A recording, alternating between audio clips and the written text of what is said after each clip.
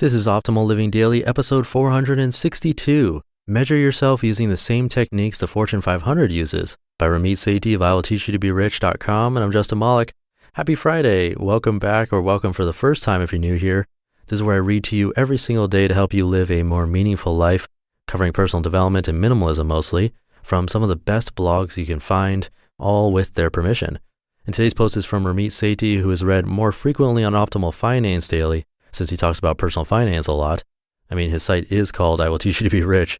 But we also read him on Optimal Startup Daily too, because he writes about entrepreneurship pretty frequently. So make sure you check out those podcasts also. But for now, let's get right to the post and start optimizing your life. Measure yourself using the same techniques the Fortune 500 uses, by Ramit Sethi of IWillTeachYouToBeRich.com. I have a very attractive single female friend who's convinced that she needs to lose weight to get a boyfriend. I took one look at her a few months ago and said, "You're crazy." She looks great. Despite my comments, she decided to spend the last 6 months being ultra disciplined about her diet and exercise. She's lost weight and looks even better now. The thing is, she's still gotten 0 dates. If she were being intellectually honest, she would have kept a spreadsheet that showed all the data. It's hard to ignore data as objective as this. Sure, maybe weight matters, but it's clearly not the most important factor to work on. So today, I'm going to show you how I track spending, eating, etc. See, I don't understand people who do increasing amounts of work without measuring the results. I want to invent a time machine, go back in time, find a stegosaurus tail, come back and beat these people in the face with it. At least then I can be hailed as a hero for inventing a time machine.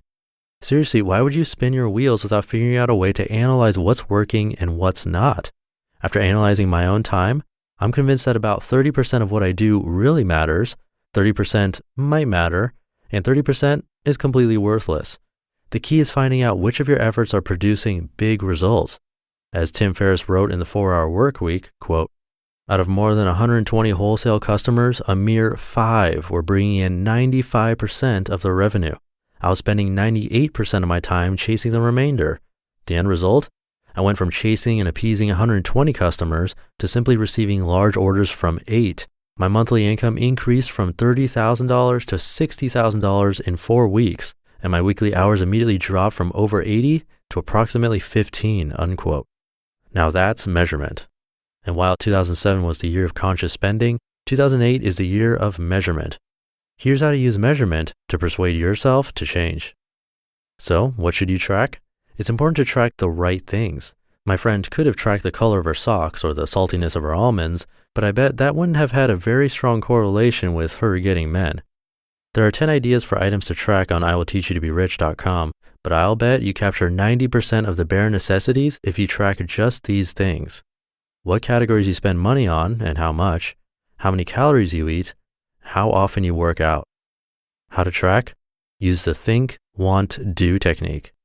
This is a technique I came up with a few years ago when I started tracking a bunch of things in my life. Let's use monthly spending as an example. First, write down what you think you spend.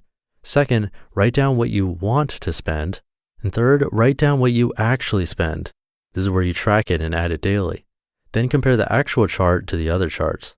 I guarantee you the numbers will stun you. When I first started tracking my spending, for example, I discovered that 70% of it was going towards eating out. In one final move of disgust, I wanted to kill myself by buying a bag of Cheetos and stuffing every single morsel in my mouth at once. I would then ask Alanis Morissette to give my eulogy, during which time she would learn the actual meaning of irony. Why bother tracking any of this? Yes, it would be easier to do nothing, but I'd rather do less and get more results. That means having a little short-term pain while you build up an infrastructure to track what's actually working out of all the things you're doing right now. Also, you can't track this stuff in your head. We're not properly wired to remember how much we ate or spent, even though if you ask someone how much they ate or spent last week, they'll confidently give you an answer. They don't know what they're talking about. We chronically misestimate for a variety of reasons. Tracking actual data strips away ideology to show us reality. My friend, for example, was convinced that weight was the impediment to getting dates. Now she knows that weight alone doesn't have a very big effect. How to get started tracking today. The most important thing is to start tracking today. The point isn't to set up the fanciest tracking system. It's to learn from the results and change your behavior. I aim for the most lightweight system I can create, Mine has been going for years and is still a creaky collection of Excel, PBWiki, Quicken, Mint, and scraps of paper. Forget being perfect. Just get started today.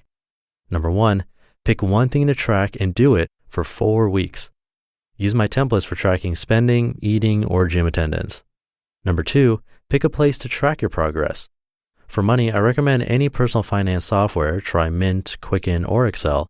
For anything else, create a free password-protected PBWiki. You'll be able to type in your progress from anywhere you have internet access. Number 3, don't worry about making the data structured so you can sort and analyze it. A few weeks ago, I found myself spending hours creating a fancy model to track how much I travel. I realized how stupid I was being, so I dumped the raw data into a plain text PBWiki. After a month of data, I had my virtual admin go through and analyze it. It cost me about $20 to have it professionally restructured and analyzed. Number 4, use public commitment to maximize your chances of success. When I bet my friends $225 that I could gain 15 pounds in 3 months, I invited them all to a wiki and updated it every week. This was incredibly motivational to me.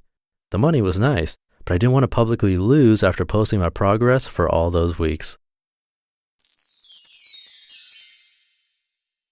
You just listened to the post titled Measure Yourself Using the Same Techniques the Fortune 500 Uses by Ramit Sethi of I'llTeachYouToBeRich.com. And by the way, I do have a spreadsheet already created for you to track your income and expenses. I give it away to everyone who joins the free mailing list at oldpodcast.com. And it even comes with a video tutorial that I made just for you, so check that out. Again, that's at oldpodcast.com. Just enter your email address there. And if you like Ramit's content, you should check out our other podcasts, especially Optimal Finance Daily, where Dan reads to you from some really good personal finance blogs like Ramit's. And it's not too technical or crazy about stocks and stuff like that. It's really just about saving more and spending less. A lot of minimalism content relating to money. And we also read from Ramit's blog on Optimal Startup Daily. I host that with my business partner and read from a bunch of different entrepreneurial blogs. Please check out those podcasts and give them some love too. And I have to mention Optimal Health Daily, of course. I don't want to leave my brother's podcast out. All of those podcasts are blogs that I curate myself for you. So yeah, check them out. And that's it for today. Have a happy Friday, and I'll catch you in tomorrow's episode where your optimal life awaits. Hey, this is Dan from the Optimal Finance Daily podcast, which is a lot like this show, except more focused on personal finance. Justin handpicks the best posts he can find from blogs and authors like Ramit Sethi, Mr. Money Mustache, and more, and I read them to you 5 days a week. So if you enjoy this podcast, come on over and subscribe to Optimal Finance Daily too. And together, we'll optimize your financial life.